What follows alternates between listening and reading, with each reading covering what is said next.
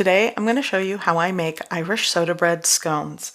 This is inspired by Mary O's Irish soda bread shop in New York. Someone posted a social media video showcasing these delicious Irish soda bread scones with jam and butter, and I had to try to recreate it. I don't live in New York, but nothing's going to stop me from trying to recreate it at home. So here we go. Irish soda bread scones. These are so good and probably similar. To start, you'll want to preheat your oven to 425 degrees Fahrenheit.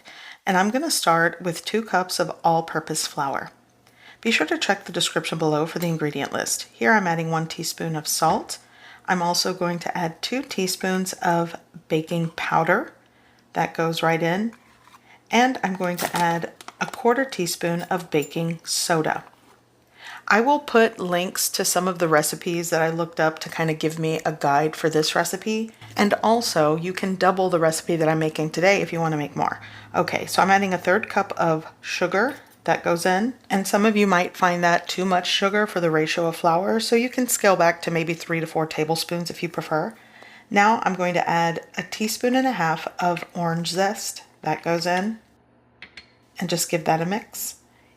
Here I'm also going to add butter that I'm going to grate, and I put this into the freezer to make it easier to grate, and it's 1 stick of butter, 8 tablespoons, or 113 grams of unsalted butter. And before adding any wet ingredients, you'll want to incorporate the shredded or grated butter into the flour mixture. I started with the spoon. Eventually I'm just going to go in with my clean hands and just kind of crumble that up and combine well. So in my house, we love scones. So anything having to do with scones, I'm going to make it. And I can already tell I'm going to keep this recipe in rotation because it's so good.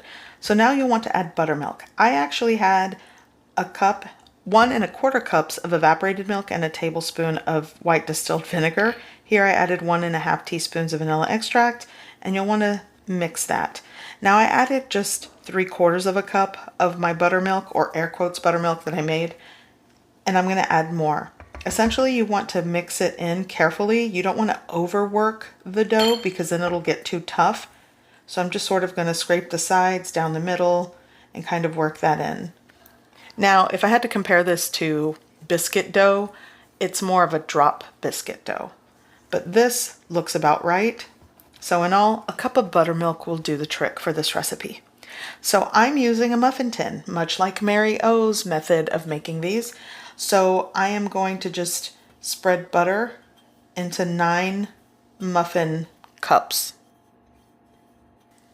And to divide the dough, you'll just want to try to evenly divide it between 9 muffin cups. I'm using this scooper. This is an ice cream scooper, and it's just kind of like an overfilled scoop, and just divide it between all of the 9 muffin cups.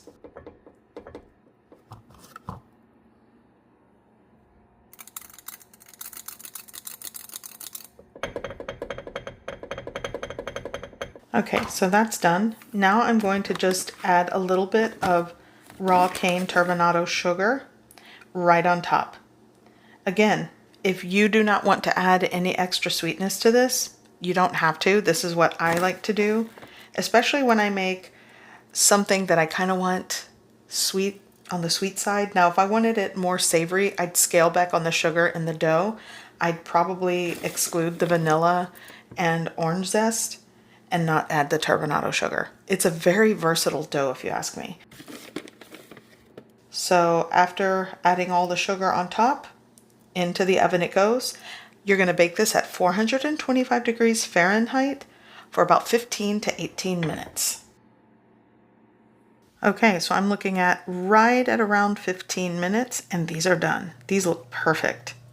So you'll want to remove these from the oven and carefully remove them from the pan. You don't want them to overcook sitting in the muffin pan because it does carry residual heat. So you'll want to carefully remove it and just put it on a wire rack to cool slightly. But these, with a little bit of extra butter, some honey, and ground cinnamon, is just a great way to eat these. Or I think the next time I make these, I'm probably going to add some like crushed pecans and raisins. So good. But look, I just wanted to show you the bottom, but it's so hot. By the way, I also want to mention, for those of you that make a more traditional style Irish soda bread scone, or just Irish soda bread in general, Please forgive me. I wasn't trying to go for complete authenticity. I really was just trying to recreate those Irish soda bread scones from Mary O's. But I think I did a pretty good job, and I want to show you. These are still hot, but I want to show you the center. And it smells amazing with orange zest. And I don't know if Mary O's recipe calls for orange zest. I just kind of perused online and saw people adding orange zest into their Irish soda bread scones. But oh, so good. I'm definitely going to be making more of these in just different ways. So I hope you give this recipe a try. I hope you like it, and thanks for watching.